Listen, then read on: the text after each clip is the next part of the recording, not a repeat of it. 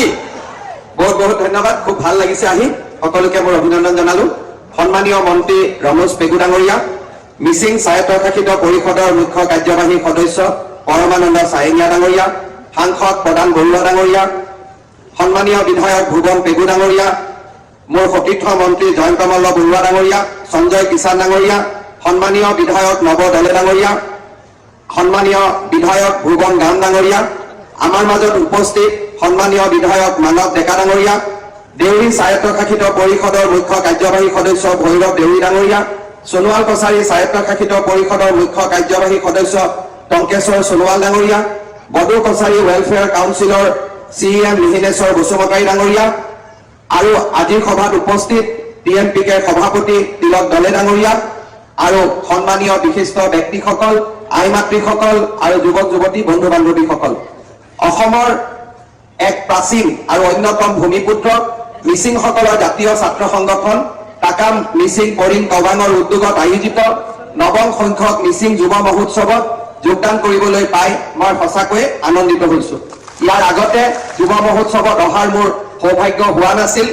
এইবাৰ মন্ত্ৰী ৰমেশ পেগু ডাঙৰীয়াই মোক অনুৰোধ কৰিছিল যে বিধানসভা চলি থাকিলেও, বিধানসভা বাদ দি হলেও মিচিং যুৱ মহোৎসৱত আহিবই লাগিব, আৰু আজি আমি সকলোৱে বিধানসভা চলি থকাৰ পিছতো আমি সব বাদ দি এই মিচিং যুৱ মহোৎসৱত অংশগ্ৰহণ কৰিবলৈ ইয়ালৈ আহিছো, যাতে আপোনালোকক ওচৰৰ পৰা আমি লগ পাব পাৰো, আপোনালোকৰ লগত কথা বতৰা পাতিব পাৰো।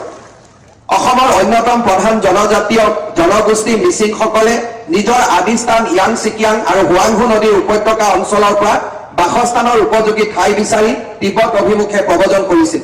পৰৱৰ্তী সময়ত বাসোপযোগী ভূমি আৰু সাৰুৱা মাটিৰ সন্ধান বিভিন্ন ঠাই অতিক্ৰমি মিচিংসকলে অৰুণাচল প্ৰদেশ আৰু পৰ্যায়ক্ৰমে অসমত প্ৰৱেশ কৰি ব্ৰহ্মপুত্ৰৰ উত্তৰ পাৰৰ বিস্তীৰ্ণ অঞ্চলত উপনৈসমূহৰ পাৰৰ কৃষি উপযোগী অঞ্চলসমূহত বসতি কৰিবলৈ লৈছিল। অসমলৈ আহোমসকলৰ আগমনৰ পূৰ্বৰ পৰাই মিচিংসকলৰ আগমন ঘটিছিল আৰু এইখিনি সময়ত তেওঁলোকে চুতীয়া ৰাজ্যত বসবাস কৰিছিল। মিচিংসকলে সপ্তদশ শতিকামানৰ ভিতৰতে পূব শদিয়াৰ পৰা পশ্চিমে জীয়া ভৰালীলৈ আৰু উত্তৰে জোনাইৰ পৰা দক্ষিণে তিনিচুকীয়া ধনশিৰি পৰ্যন্ত বিয়পি পৰিছিল। মিচিংসকলৰ অসমলৈ প্ৰব্ৰজন বিভিন্ন সময়ত বিভিন্ন বাটেৰে হৈছিল আৰু খেলৰ ভিন্নতা অনুযায়ী এই প্ৰব্ৰজনো বেলেগ বেলেগ হৈছিল। মিচিং জনগোষ্ঠীৰ লোকসকলে ৰাজ্যৰ অন্যান্য জনগোষ্ঠীৰ সৈতে সমন্বয়েৰে বসবাস কৰি অসমীয়া জাতিসত্তাক এক নতুন মাত্ৰা সংযোগ কৰিছে। বুৰঞ্জীবিদসকলৰ মতে আহোমৰ তৃতীয়জন ৰজা চুবিনফাই হিংগুলি নামৰ এগৰাকী মিচিং জীয়ৰীক বৰ কৰি পাতিছিল। তেওঁৰ মিচিং নাম আছিল ৰহিলা। এনেদৰে মিচিংসকলৰ সৈতে সমন্বয়ৰ সাকু গঢ়াৰ উপৰি তেওঁৰ ককাক চাংপাং গুং বৰগোহাঁই পাতি মিচিংসকলক প্ৰশাসনৰ অংশীদাৰ কৰিছিল।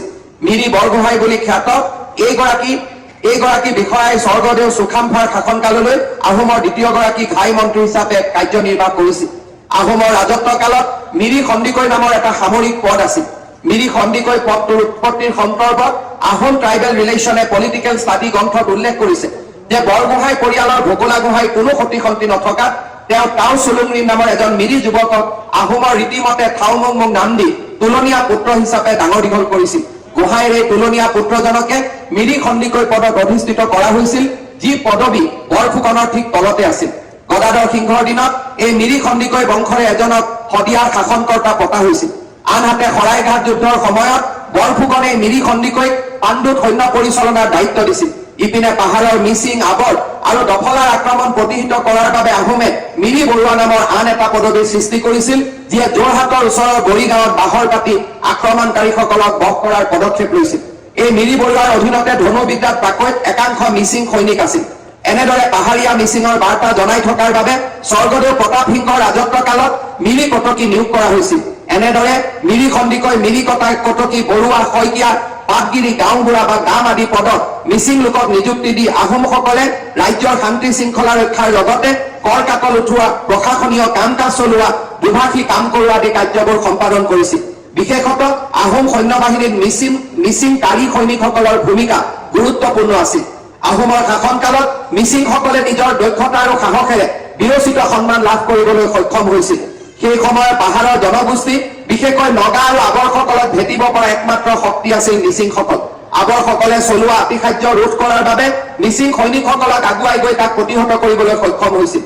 ব্ৰিটিছ শাসনৰ সময়তো আৱৰসকলৰ বিৰুদ্ধে শক্তিশালী প্ৰতিৰোধ গঢ়ি তুলিছিল। ব্ৰিটিছৰ নিৰ্দেশত মিচিংসকলে চলোৱা এই যুদ্ধ আগৰ বৰুৱা বুলি অভিহিত কৰা হৈছিল। তৰুণ চন্দ্ৰ পামেগাম ৰচনাৱলীত উল্লেখ আছে যে এই যুদ্ধৰ সহায়ক হোৱাকৈ আগৰ দোৱান বুজি উঠাৰ বাবে ব্ৰিটিছ চৰকাৰে মিচিংসকলক সমূহীয়াকৈ বছৰি 118 টকাকৈ প্ৰদান কৰিছিল। মানৰ আক্ৰমণৰ সময়তো মিচিংসকলে অত্যন্ত সাহসৰ পৰিচয় দাঙি ধৰিছিল। মানৰ নিশংসতাৰ বলি হৈ হাজাৰ হাজাৰ অসমীয়া মানুহে নিজ স্থান পৰিত্যাগ কৰিবলগীয়া হৈছিল। কিন্তু মিচিংসকলে মানৰ বিৰুদ্ধেও সাহসেৰে যুদ্ধ কৰিছিল। মানসকলে তেজপুৰেদি উজাই আহোঁতে এবাৰ মুকুক চেলেঙত মিচিঙৰ সৈতে ডাঙৰ যুদ্ধ হৈছিল। এই যুদ্ধত মিচিঙে মানসকলক পৰাজিত কৰিছিল। মিচিঙৰ ইতিহাসৰ আন এক মন কৰিবলগীয়া দিশ হৈছে যে কোনো ৰজা নোহোৱাকৈ সামূহিক ঐক্যবদ্ধতাৰে প্ৰতিপক্ষক তেওঁলোকে পৰাজিত কৰিছিল। সামাজিক ঐক্যৰ এই আদৰ্শই মিচিং সমাজৰ মহা শক্তি আছিল। সৰলতা হৈছে মিচিং লোকজীৱনৰ মূল বৈশিষ্ট্য। প্ৰতিটো বিষয়তে জনগোষ্ঠীৰ লোকসকলৰ মাজত সহযোগিতা আৰু ঐক্যবদ্ধতাৰে আগুৱাই যোৱাৰ মিচিং সমাজৰ যি প্ৰৱণতা সেয়া সকলোৰে বাবে এক আদৰ্শ স্বৰূপ। সামাজিক কাম কাজসমূহত সকলোৰে অংশগ্ৰহণ মিচিং সমাজৰ অন্যতম বৈশিষ্ট্য।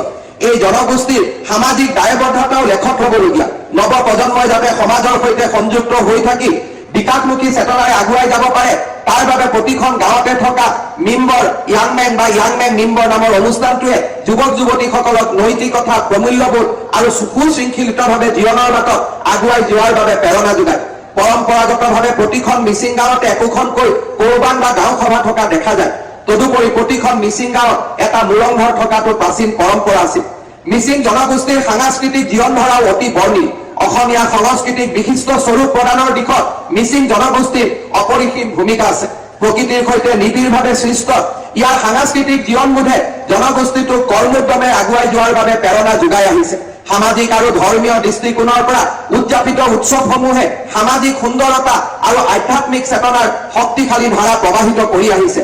আলিয়াং য়াঙৰ লিগাং পংৰাগ আদি উৎসৱ পালনৰ অন্তৰালত ভূমিৰ উৰ্বৰতা বৃদ্ধি আৰু পৃথিৱীখনক শস্য সম্ভৱা কৰি তোলাৰ প্ৰয়াস অন্তৰ্নিহিত হৈ আছে।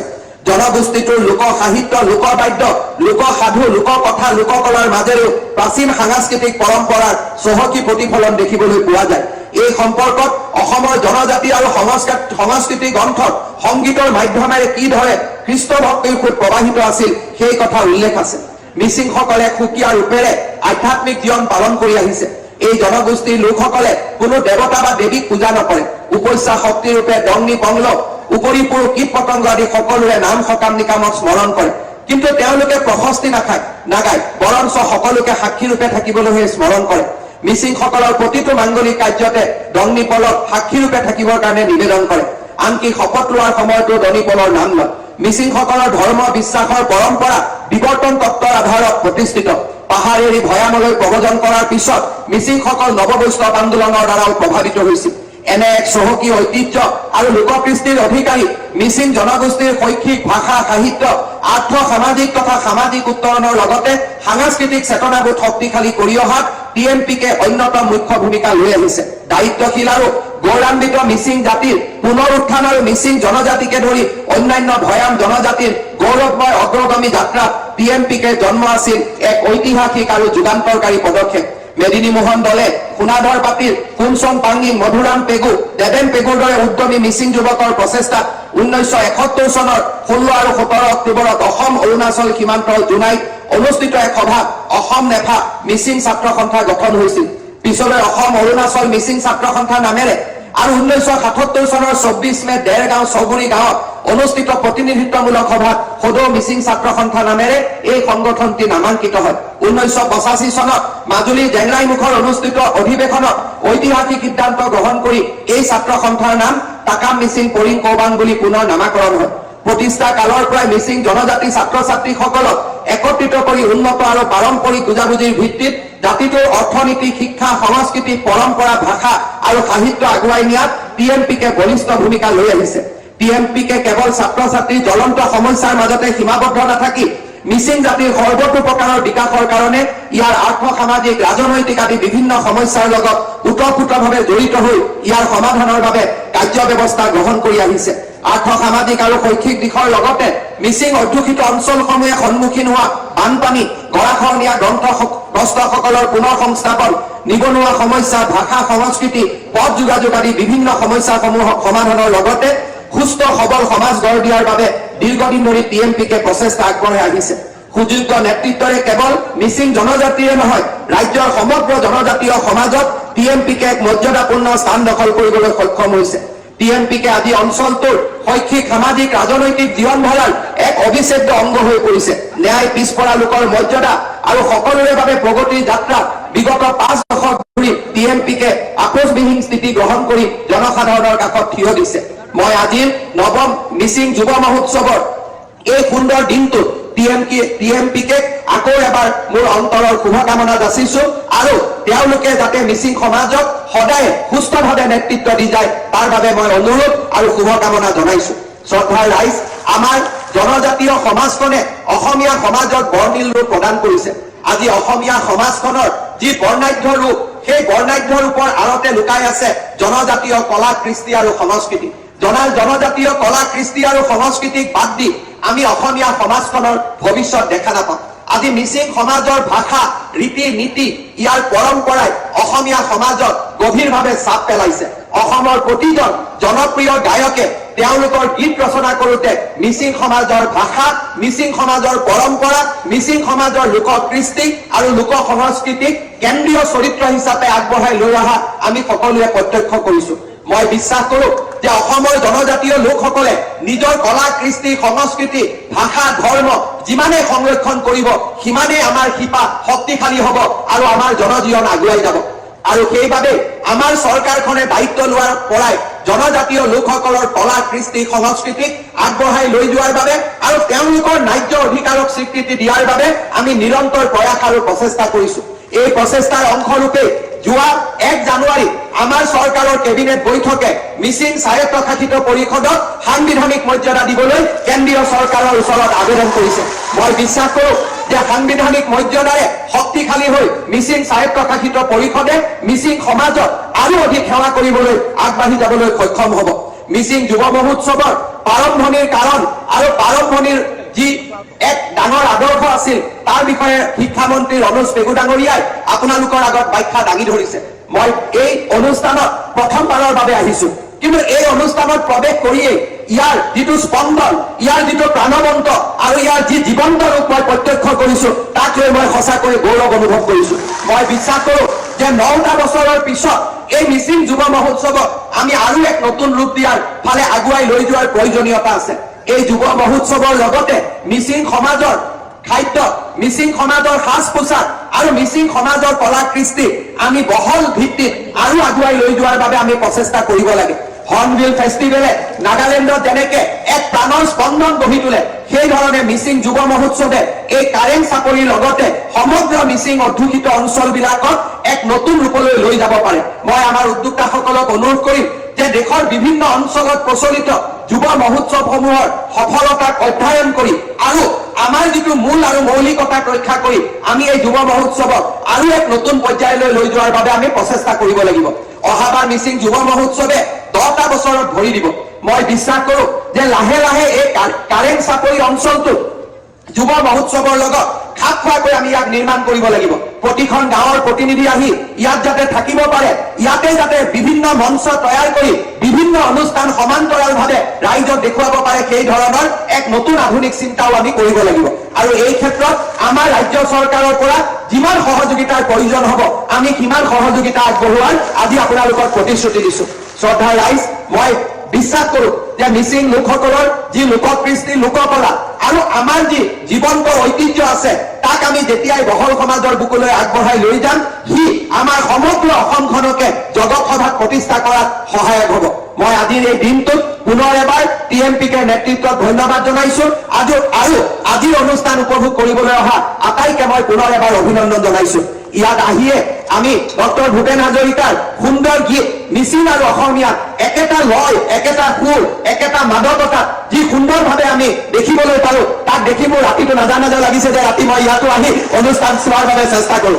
এইবাৰ মই নোৱাৰিম, কিন্তু আজিয়ে মই ভুৱন পেগুক কৈ থৈ গৈছো যে যেতিয়া 10ম যুৱ মহোৎসৱ অনুষ্ঠিত হ'ব এদিন সম্পূৰ্ণ নিশা মই ইয়াতে থাকি এই যুৱ মহোৎসৱ অনুভৱ কৰিম। সেই কথা মোক যাতে মাতিব নাপাহৰে তাৰ বাবে মই আজিয়ে ভুৱন পেগু, ৰমেশ পেগু, আমাৰ TMPকে নেতৃবৰ্গক আজিয়ে মই অনুৰোধ কৰিছো। লগতে এই মিচিং যুৱ মহোৎসৱৰ বাবে অসম চৰকাৰৰ সাংস্কৃতিক বিভাগৰ পৰা প্ৰতি বছৰে 1 কোটি টকা অনুদান দিয়াৰ বাবেও আজিৰ অনুষ্ঠানতে মই ঘোষণা কৰিছো, যাতে আমি ইয়াক এক নতুন ৰূপলৈ লৈ যাব পাৰো। পুনৰ এবাৰ মই PMPKৰ নেতৃবৰ্গক ধন্যবাদ জনাই আৰু সমগ্ৰ মিচিং সমাজখনক আজিৰ এই সুন্দৰ দিনটোত পুনৰ এবাৰ অভিনন্দন আৰু মোৰ বহুত বহুত শুভেচ্ছা জনাই মই মোৰ বক্তব্য সামৰণি মাৰিছো। ধন্যবাদ। জয় হিন্দ, বন্দে মাতৰম।